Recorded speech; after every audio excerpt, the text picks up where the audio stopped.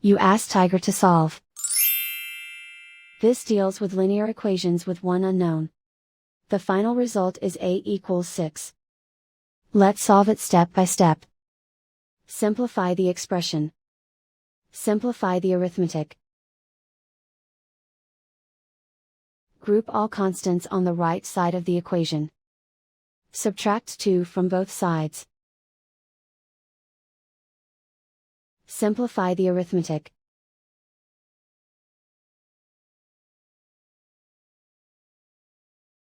Isolate the a. Divide both sides by 4. Simplify the fraction. Find the greatest common factor of the numerator and denominator. Factor out and cancel the greatest common factor. And so the final result is a equals 6.